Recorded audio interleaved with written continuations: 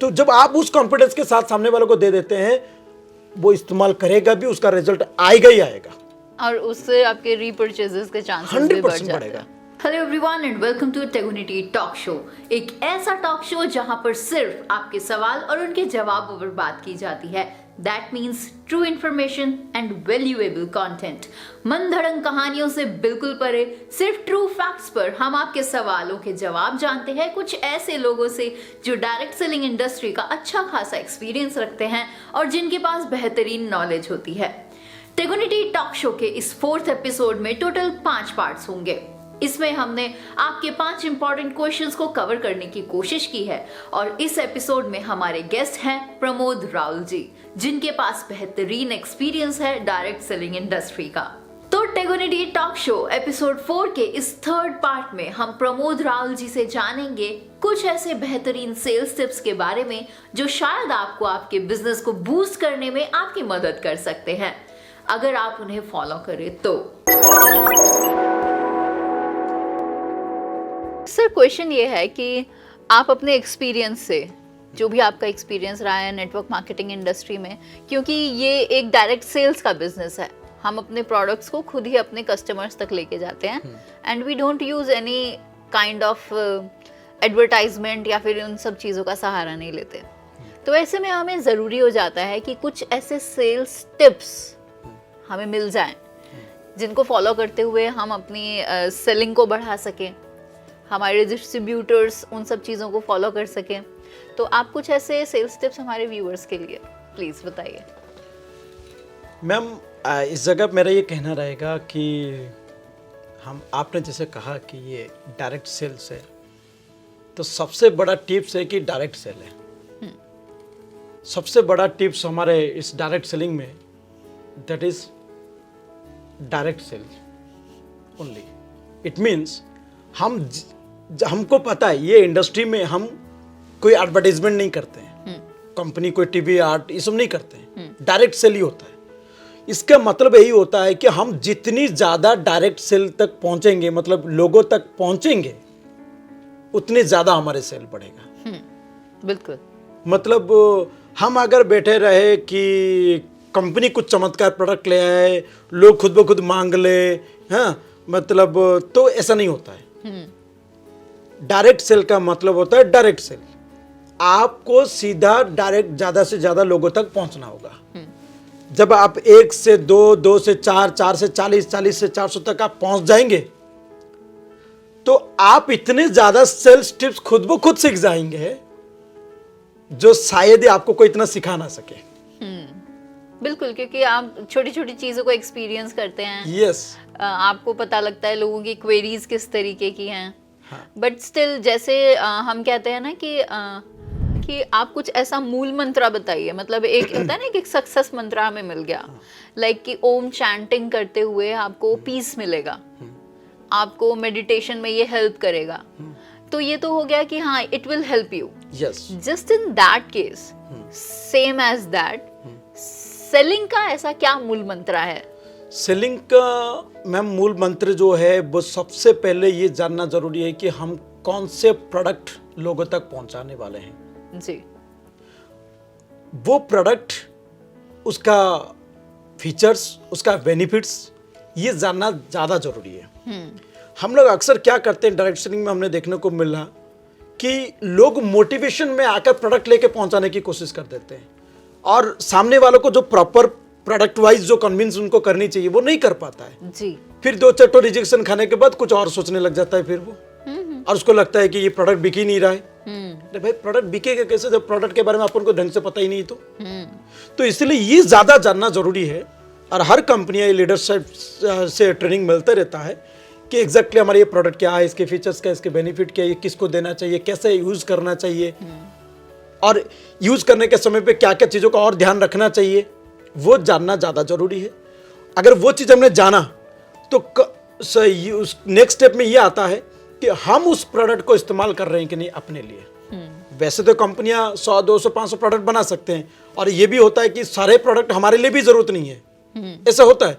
तो जैसे कि मान लीजिए एक शुगर रिलेटेड प्रोडक्ट आया, शुगर को कंट्रोल करने के लिए, मुझे शुगर की दिक्कत नहीं तो मैं क्यों उसके इस्तेमाल करूं। लेकिन एक तो मैं पहले प्रोडक्ट के बारे में जानूं, दूसरा मैं मेरे लिए जो जरूरत वाली प्रोडक्ट है उसका इस्तेमाल करूं, क्योंकि उसको इस्तेमाल करने के बाद अपने प्रोडक्ट के प्रति एक जो बिलीव है वो बहुत ज्यादा बढ़ जाता है। बिल्कुल, आप खुद एक टेस्टिमोनियल बन जाते हैं। यस, और वो चीज हमको कहीं ना कहीं इतनी कॉन्फिडेंस देता है कि सामने वालों को बहुत अच्छे तरह से कॉन्फिडेंस के साथ बात करने के लिए। और जब वो हम नहीं करते हैं तो हम बस याद कर करके पढ़ कर रटा मार के आते हैं सामने वालों को कन्विंस करने के लिए, खुद को पता है नहीं प्रोडक्ट सच में काम करता है कि नहीं, तो कहीं ना कहीं वो हमारे चेहरे पे या तो ओवर स्मार्ट दिख जाता है, ओवर कॉन्फिडेंटली हम बेच रहे हैं बोल के दिख जाता है, या तो हम कहीं ना कहीं डाउन है वो दिख रहा है, तो कहीं ना कहीं दिक्कत आ रहा है। तो अगर हम यूज कर रहे हैं तो हमारे प्रोडक्ट के प्रति अपना कॉन्फिडेंस आएगा। बिल्कुल।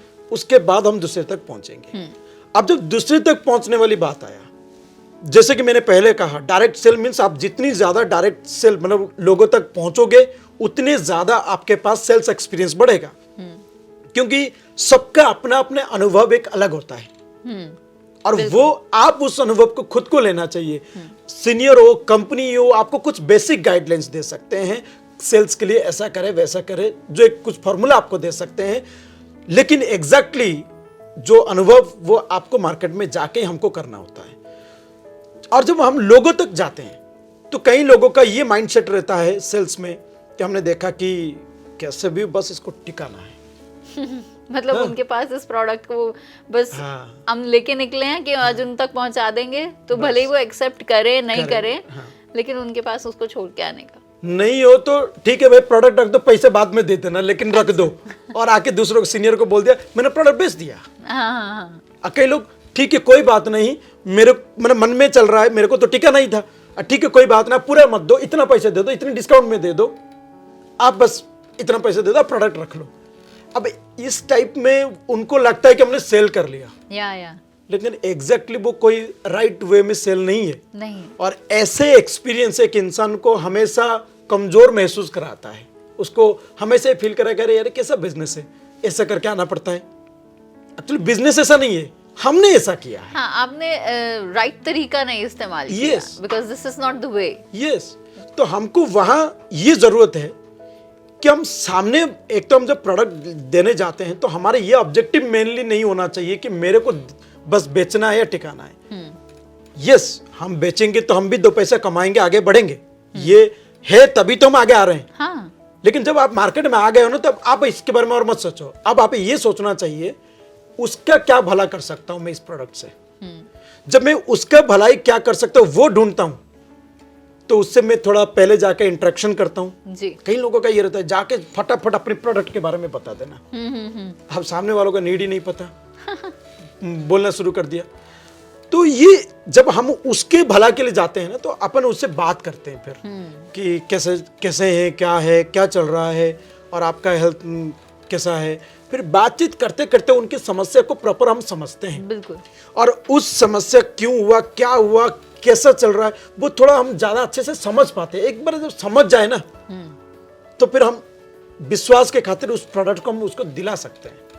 हमको पता है, हम कॉन्फिडेंट है, हमारे प्रोडक्ट पे नॉलेज आ गया है हमारा, हम खुद इस्तेमाल कर भी कॉन्फिडेंट है, सामने वालों को नीड भी हमको पता चल गया। हम बड़े आराम से, बड़े कॉन्फिडेंस होकर, बिना कोई दिमाग लगाए हम आराम से उसको प्रोडक्ट को दे पाएंगे, बिकॉज हम उनको जानते हैं कि वो एग्जैक्टली उसका क्या दिक्कत है। और जब हम देते हैं और कॉन्फिडेंस के साथ देते हैं, तो मैडम मेरा तो ये कहना है टेक्निक जरूरत नहीं पड़ता है। अगर आप कॉन्फिडेंटली एक को प्रोडक्ट दे दिया और आप कॉन्फिडेंट होकर दे दिया, तो आपको पता ही काम करेगा ही करेगा। तो जब आप उस कॉन्फिडेंस के साथ सामने वालों को दे देते हैं, वो इस्तेमाल करेगा भी, उसका रिजल्ट आएगा ही आएगा, और उससे आपके रीपरचेजेस के चांसेस 100% बढ़ेगा। बिल्कुल। उसमें दिमाग वाली बहुत ज्यादा काम ही नहीं था, लेकिन कई जगह पे जाने अनजाने में बहुत ज्यादा लॉजिकल दिमाग होने के कारण क्या होता है कि लोग ना सामने वालों को अंडरस्टैंडिंग करना कोशिश कर रहे हैं, ना अपने ऊपर कॉन्फिडेंस बनाए रखे हैं, ना खुद पर बिलीव है प्रोडक्ट पर, बस टेक्निक इस्तेमाल करके करने की कोशिश के चक्कर में वो गलत हो जाता है।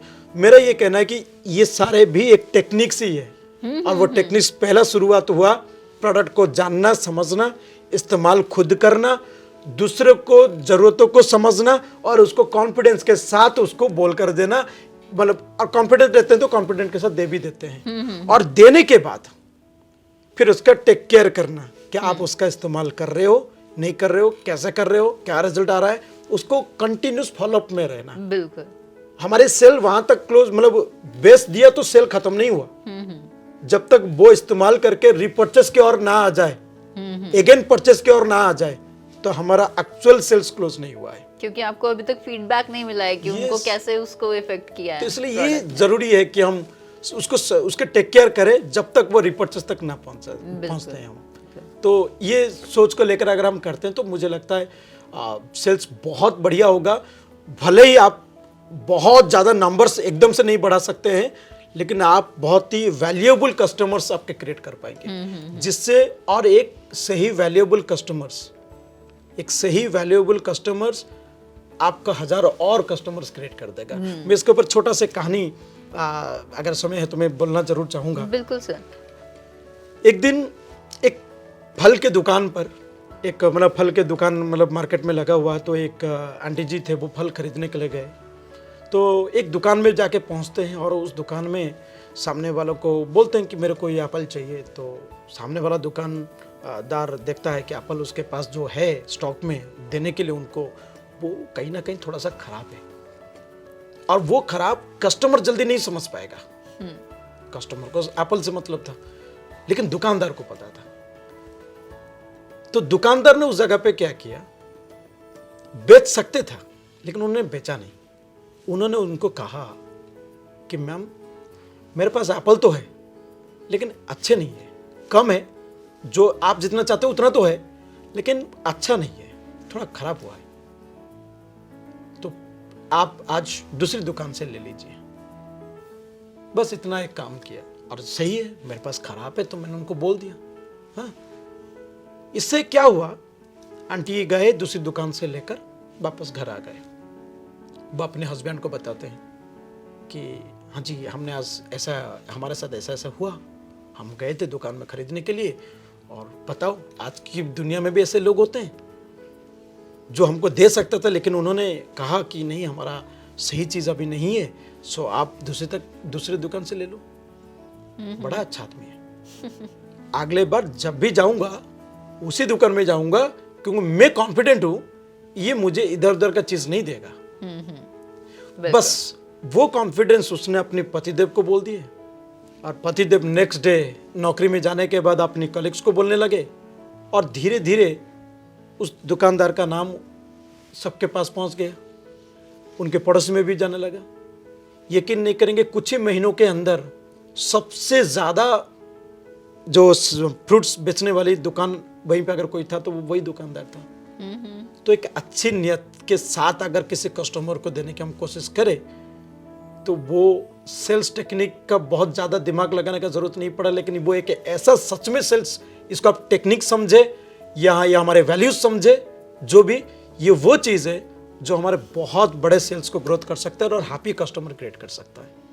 तो बेसिकली हम ये कहेंगे ना कि आप किसी टेक्निक को फॉलो ना कीजिए, बल्कि अपने इंटेंशंस को क्लियर रखिए। हाँ, मेजरली ये टेक्निक्स, सम टेक्निक्स जरूरत पड़ता है, क्योंकि कई बार कस्टमर से भी बड़ा चालाकी से सवाल इधर उधर के करते हैं, जिसको थोड़ा सा समझदारी से आंसर देना पड़ता है, प्रेजेंस ऑफ माइंड के साथ देना पड़ता है, वो ओके है। लेकिन मेजर जो चीज होता है, जो हमारे मानना होता है कि उसके पीछे इंटेंशन ठीक होना चाहिए। बिल्कुल सही बात। तो अब अगर इंटेंशंस क्लियर हैं तो आपकी सेल्स भी होंगी, और क्योंकि आप किसी और के भले के बारे में सोच रहे हैं तो ऑफ कोर्स वो पॉजिटिव चीज़ें आपके अंदर वो लोग फील कर पाते हैं जब भी हम किसी से बात करते हैं तो।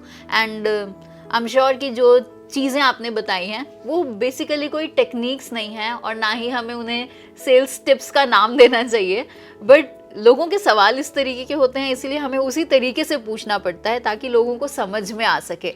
तो ये कोई सेल्स टिप्स नहीं है या फिर टेक्निक्स नहीं है, लेकिन ये बेसिक मेथड है जो कि हम सभी ह्यूमंस इन्हीं चीज़ों को ढूंढते हैं।